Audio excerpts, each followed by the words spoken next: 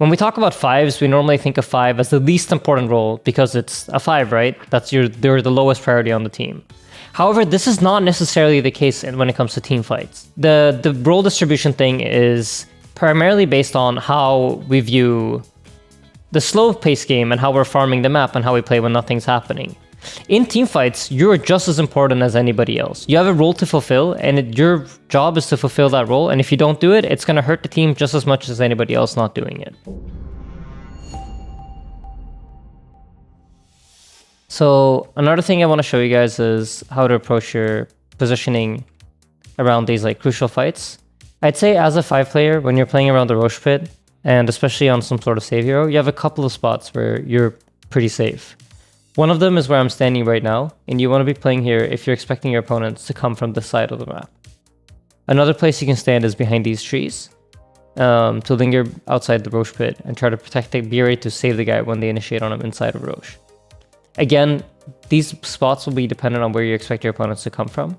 Another good spot to stand in is here behind these 3 trees, where you're also pretty safe and you're in a good position to be ready to go help your allies as soon as initiation happens. So always try to think about which angle your opponents are going to come from to contest the fight, and try to position yourself as far away from where they are as possible in order to do that. So another important tip in terms of how to position yourself in teamfights is you want to base your positioning off the hero that in your team deals the most damage. So in this case, this Templar Assassin is the hero that deals the most damage in my team. And as long as I'm playing somewhat close to Templar Assassin, it's very hard for the enemy heroes to commit into me. So I'm going to be basing my safe distance away from the enemies based on where my Templar Assassin is. If I play too far away from my Templar Assassin, then I am exposed because there's nobody that can protect me if they commit on me. But if I'm playing at the right distance away, but still hiding back, like here for example, then I feel very, very safe. I don't need to be standing as far up as Taiga is here or Mika is here because I'm not the first person that's going to look to initiate. I don't need to be ready to go on the opponents when they show here. All I need to be ready to do is to save Templar Assassin, or have Templar Assassin save me if they were to turn. So in most teamfights, what's going to end up happening is the enemy carry hero, you know, those greedy players that just want to hit creeps all game, yeah, they know you're a free bag of gold, and they're going to come for your booty. So one thing that's really important to keep track of is where is the enemy carry, because that's the hero that's most likely going to be coming to look for you. Unless you're playing against some sort of gap closing mid hero like some Storm or Ember type hero, it's usually the carry that's going to come hunt you down. So keeping an eye out for the carry and making sure you have the net ready when the shark comes for you is going to be really, really crucial.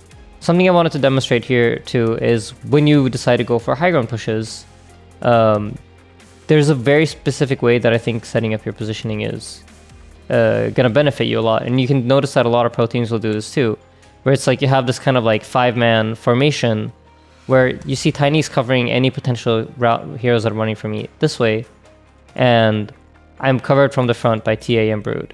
So normally the most ideal positioning for me would be to stand here at the bottom, because then Taiga's also covering my back. But because I'm playing a pro game and I want to be mixing it up so teams don't know exactly what I'm doing all the time, I'm going to switch up my positioning and play on the top side here. But having this sort of positioning in mind when you're going high ground is very, very crucial, I think. So that you make sure that you're standing in a position where you're safe and you have somebody covering your potential angle of your opponents wrapping around on you. Another thing I want to show you guys is, if you look at my hero's placement here in comparison to my teammates, I immediately decide to take the route into the trees. And as you guys can tell, Taiga does the same thing here. That is because as a support, you're extremely squishy, and it is important for you to try to stay out of vision for as much as possible. As soon as the game takes over to nighttime, you actually have a pretty big advantage as a support in a team fight. Your ability to have impact here is much, much larger because you're not going to be in vision as much, and you don't really need to be as afraid of enemy heroes catching you when you're not ready for it. So this is something I want you guys to have in mind. If you can play around trees, and if you can play in Fog of War, always try to do it. Here you notice as soon as Mickey blinks in, I decide to start running away. And this is because I'm basing my positioning off the Templar Assassin. I want to stand as far away from the TA as possible while still being in range. I don't want to commit in and be follow-up for this guy when he commits. That is not my role in this fight. My role is to be a save, and to save my most important hero, which is the TA. So here again, you see us going for another high ground siege, and you'll notice again, we have our tanky cores in front, and I'm going to try to stay one full cast range away with my ultimate. Again here, I have a couple of spots that I can hide in. I have Fog of War here behind the trees. I have it behind these trees. But because it's a pro game, I'm deciding to swap it up constantly so that my opponents don't know what to expect from me. Depending on the situation you're in, sometimes it's going to be worth trying to save other heroes in your team. But the way I like to view it is, if you're, for example, trying to save a position 4 hero and he's used most of his spells, he's kind of out of impact at this point. He's done what he's supposed to do. His hero's job in the fight is done, and keeping him alive for longer won't have as much of an impact as, let's say, I ultimate my TA and he gets 10 more hits off. That's like another buttload of damage, which he wouldn't be getting off otherwise. But generally speaking, I try to save people with Fate's Edict as much as possible. As you'll notice, like whenever somebody's initiated on in my team, I'll try to Fate's Edict them first and save the False Promise for the core that's going to be outputting damage. Because I want this 10 seconds of immunity to lead to more damage output in the team fight. Because if you notice the way I'm playing very, very safe, and I'm not really adding that much damage to the fight. So my damage in the fight actually comes from ulting somebody and having them deal more damage in the fight. Or the threat of my ultimate, which is almost as scary sometimes as it going off in of itself. Because they don't really want to commit in their heroes into the fight until I use my ult. So holding onto it in a lot of positions is actually enabling my TA to deal more damage. Because TA knows, hey, I'm safe, Oracle still hasn't ulted me yet, so I still have that backup, so I'm just going to keep pumping out damage in the fight. And you know that as long as you hold your ultimate off, the enemy team won't initiate on your TA, so you just need to keep your positioning in mind and make sure that you don't get initiated on. So in a lot of situations, I'll see a lot of support players get stressed out to run in and just follow up and end up getting caught, even though you know it's wrong. So in this position, I don't really see enough heroes from my opponents. We're going to put on my player perspective so you guys can get a better viewpoint. But I don't really feel safe running in here. Even though my axe is committing in, I'm not deciding to commit here. I have the better option of staying here and waiting for them to commit into us, and then trying to counter-initiate to save my axe, rather than just running in straight away to throw in spells and put myself out of position. You're going to notice that I really value my positioning here. I'm just patiently waiting. If they commit for the axe, I'm in range to help him, but I'm also not committing in too fast to where I expose myself to danger. So patience is a really, really big part of playing support and understanding how to play your team fights out. Here it's going to end up with me being able to get the stun off pretty easily, and then we're able to secure Gyro's life. Again, you notice as soon as they try to go for me, I'm going to run back, and I'm making sure that I'm always in the most defensive position on my team.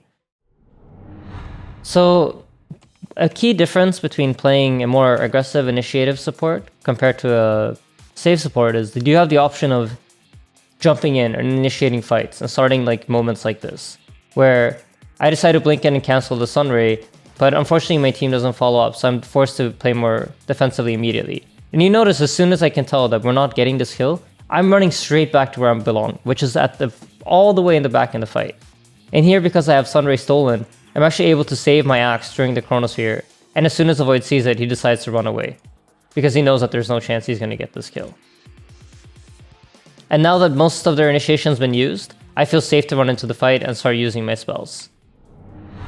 So a crucial thing to understand about fights is what hero do I want to go on? This is especially important if you're playing a more aggressive support or if you're playing a more initiative support. When I look at my enemy team's heroes here, I see a Faceless Void, a Magnus, Lina, Phoenix, and Storm.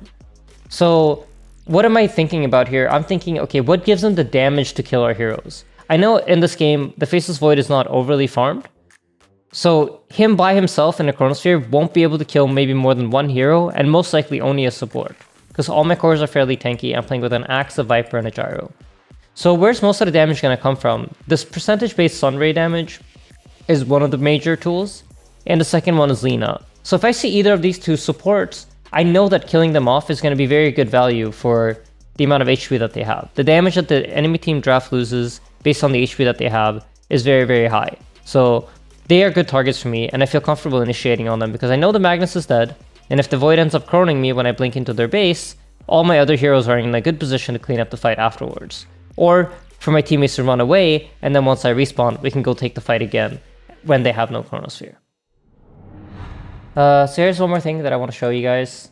Sometimes it's important to think about how do I maximize my personal impact on the fight. And when the Void jumps here on my gyrocopter, I don't immediately try to go on the Void. As you can tell, I'm going to zap the Magnus to stop them from having follow-up on this Chrono.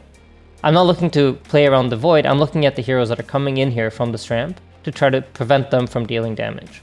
The next step in this fight is going to be I'm going to steal the chrono and I'm going to immediately jump the backline instead of attempting to help Gyro. Because I know that these heroes here in the back, they are what really matter. And if I can kill these off, then that will save my gyrocopter rather than going on the storm or the void that are hitting him. Unfortunately, my team doesn't follow up, so this doesn't end up as nice as it could have. But this mindset is something that I really want you guys to be aware of when you're playing your fights. So here's another situation we're going to look at. It's going to start off with us trying to initiate on this Luna. And we're going to quite quickly realize that this team fight is not really going our way. And something to keep in mind with fights happening is that a lot of heroes die. But the map is going to end up being more open for you and more available for you to farm. So once you notice that a team fight's not going your way or this is like not working out, the best thing to do here is not to run back to base or run to your tier 2 tower and try to defend it because you won't really be able to do much. The optimal way to play this out is to try to get on the side lanes and try to push it out. So here you'll notice even though I have absolutely no HP at all, I'm going to be running straight towards bottom lane. I'm going to try to check the fight out, see there's absolutely nothing we can do here, our 2 cores are dead, and I'm going to head straight to bottom lane and try to push it out. And what this leads to is me surviving the fight again leads to me getting more gold. Not just from the assist gold from the fights, but also from being able to farm out these extra creep waves. And this is how you're going to be able to close in the gap on other heroes in the game. So let's say you're playing a game and you're playing against a lot of heroes that can get on top of you here. And you're thinking to yourself, oh, I need a Glimmer Cape to stay safe, or I need a Force Staff to get away. Like, let's say we're playing against a Spectre, and we feel like, oh, I can't do anything to stay alive. He just jumps on top of me and I die immediately. In a lot of these situations, items actually won't be your solution. Because 1, you won't have the gold to get those items, and 2, they're not going to do enough. The carries have too many options to counter them, and you're usually going to end up losing that fight anyway. So the best piece of advice I have for you here is to really make sure that you position yourself in a way where if the Spectre commits for you, he might be able to kill you, but it's going to cost him so much HP that he doesn't think it's worth it. So, Aiden, that sounds great. I want to do that every single game, but I don't know how. Well, it goes back to kind of a concept we talked about earlier where as long as you're placing yourself close to the hero on your team that deals a lot of damage, that hero's going to love seeing a random Spectre pop up hitting his position 5. Like, let's say in this scenario, you're playing a carry, and you see the enemy carry committing in to kill your 5, and then he's suddenly right next to you, of course you're going to start right-clicking him. Of course you're going to start killing him. And what's important to understand is when a Spectre haunts into your backline, and he goes for you when you're in the backline of your team, he's also the furthest distance away from his own team. So suddenly he's fighting you 1 versus 5 when you're playing close to your allies. Whereas if you're playing really far away or playing alone, or playing close to the enemy team, because you're basing your positioning off where the enemies are, then you're suddenly really exposed to all 5 of his heroes. So that's the best way to keep yourself safe from any type of Ember Spirit or Storm Spirit or any sort of hero that would try to jump you in the backline. In this case, it's actually better to be close to your damage dealing core or closer to your damage dealing core rather than trying to hide away in the trees far away or fogging somewhere. So a couple of really common mistakes, guys, that I want you to try to avoid is 1, try to make sure you're always thinking about your positioning. Even before the fight starts, when you're just running to an area, just keep in mind, I need to base my positioning away from my carry if I'm playing a save, and set distance away from my initiator if I'm playing a sort of damage dealing support. So I'm always ready to follow up. Another thing is, don't view yourself as just a sacrificial lamb. You have a role to fill depending on your hero, depending on what type of hero you picked, whether it's a stun hero where you want to get multiple rounds of your spells off, or if it's a save where you need to come in at the right time and save someone. You have a job to do and you need to make sure you do that job. The last thing is, I want you guys to really think about your spell casting and your targeting, because it's going to be important that you, before the fight start, know that like, okay, I need to wait for this guy to commit into the fight, or I need to wait for this guy to commit into the fight before I decide to commit in and use my spells.